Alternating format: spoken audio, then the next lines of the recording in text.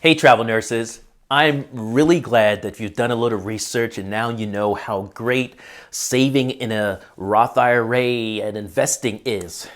But I wouldn't be your trusted travel nurse financial advisor if I didn't tell you that saving and investing does not equal having a financial plan.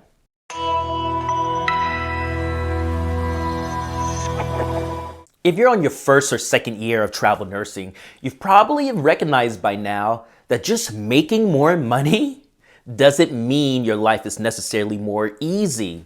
A lot of complications are probably coming up with you. You didn't realize how being in a higher tax bracket affected how much you actually took home every week in your paycheck. And now you're asking yourself, and I know you're asking your friends, how do I make sure that I get more money back after I've worked these 50, 60, 80-hour work weeks? Now, you'll probably be getting a lot of bad advice like, oh, just claim that all of your income is exempt. Bad advice, because if your income is not exempt, come April 15th, you got a huge tax bill. Or you probably have heard some more unencouraging commentary like, hey, you work, taxes get taken out. Sucks to live, but at least you're making a lot of money. Also, not the type of answer I want to hear. I want to be able to find out how I can keep as much money in my pocket that I've earned. On the other hand, you might be feeling comfortable for the first time in your life. Going from a staff nurse position to now potentially making anywhere to $3,000 to $8,000 a week. And it certainly is another feeling in the world to see your bank account grow from a couple thousand to quickly six figures in a matter of months. But the truth is that people who just save or just invest invariably end up making their retirement more expensive to fund than it really needs to be. Or they end up losing a ton of money to taxes, to investment fees, to inflation, and depending on the type of person you are. If you're just saving and investing without a solid financial plan, the chances of your feelings taking over logic is so high. And I'm talking about high in both directions, from fear-based to greediness. So some of you may see what's going on in the stock market and think, oh man, I need to get in, I need to buy GameStop, I need to buy AMC, so on and so forth. But that's your greed talking. That's not you having a solid financial plan about what you need for your life and how much that's going to cost. And then you saying that this is a smart investment because I know come X amount of years, it will reach a maturity and it will match with this plan that I've set up for myself. It's you having investment FOMO and trying not to miss out on a potential gain, even though it's not in your plan.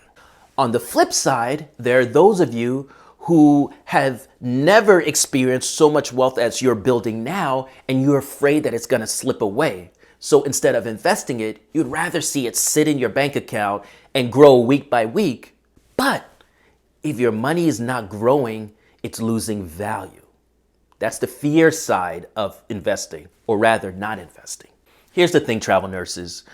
The reason why you shouldn't feel comfortable with just saving or investing without a financial plan is because saving and investing don't address all the variables that surround how you make your money, how you will spend your money, and more importantly, how much money you get to keep. You know about Roth IRAs and traditional IRAs and how one is pre-tax and the other is after tax, and one allows you to take the money out tax-free and the other allows you to grow tax-free, but then when you take it out, it's taxed. So you know those basics, but few of you understand the tax laws that govern these instruments. For example, I was just talking to a nurse the other day and she's been putting into a Roth IRA. Here's the thing though. A Roth IRA starts to phase out how much you can save in it once you hit a certain income threshold. The income threshold right now for single people is $124,000. A lot of you travel nurses are making well north of $150,000 a year, which means there's less that you're able to put aside. The problem is these financial institutions don't keep you from adding money into it, but come tax time, when it shows that you've over-contributed to a Roth IRA, you have to pay taxes on the over-contribution.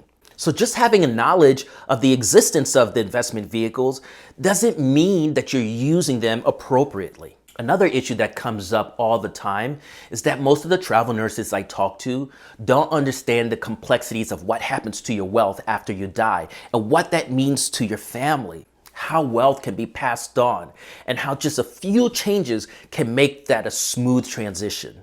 Last summer, I worked with a couple that had an investment portfolio north of $2 million. They were about 7 years from retirement, but the one thing that they didn't have was a financial plan. And after meeting with them, what I discovered is that they didn't make any plans on how to fund medical costs in retirement. Medical costs is the highest expense that erodes away at your retirement savings. After meeting with them and determining what their lifestyle goals were in retirement and what their expectations were, I was able to add back $1.1 million of value into their financial plan based on using specific strategies that help them mitigate and fund their medical expenses so they wouldn't have to take it from their investment portfolio.